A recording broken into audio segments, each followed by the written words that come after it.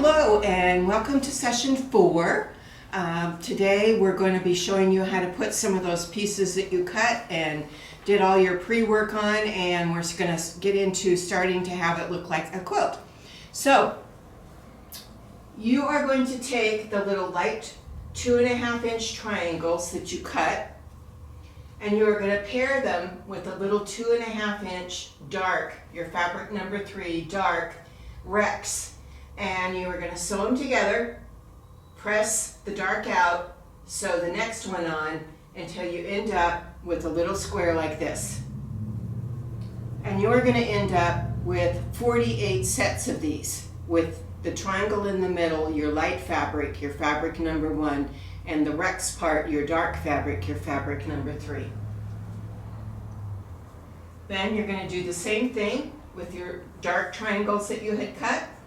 Pair them with the light Rex, sew them together, iron it open, sew the next piece on, and you're going to end up with a little square that has your fabric 3, your dark, as the triangle, and your fabric 1, your light, as the Rex. And you are going to make 16 of these. The next thing we're doing in session 4, and I think this was really cool because when we were making these pieces, I thought, what are they going to be doing with these? And they go together beautifully, as you'll see. So these you've already made, and you're going to take and you are going to combine them with your light and your medium pieces that you've also already made in a previous session. And you're going to put 2 in the middle with your dark, the same on the bottom, your piece with the dark Rex, and the 2 side pieces. You sew the rows together and you end up with a star like this. I call this my dark stars, just so I know what it is in my brain. That's because your dark fabric, your fabric number 3, is the big star that ends up here. And these are the pieces that you had cut from your 4.5 strips. Your Rex and your side and your triangle. So you are going to end up with 5 pieces like this. 5 pieces that have the dark star made out of the 4.5 inches.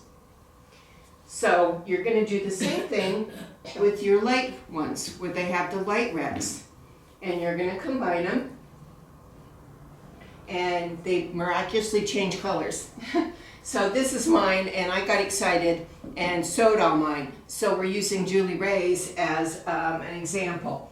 So same pieces, and this is Julie Ray's light star, and she's sewn it in strips, and she ends up with a piece like this.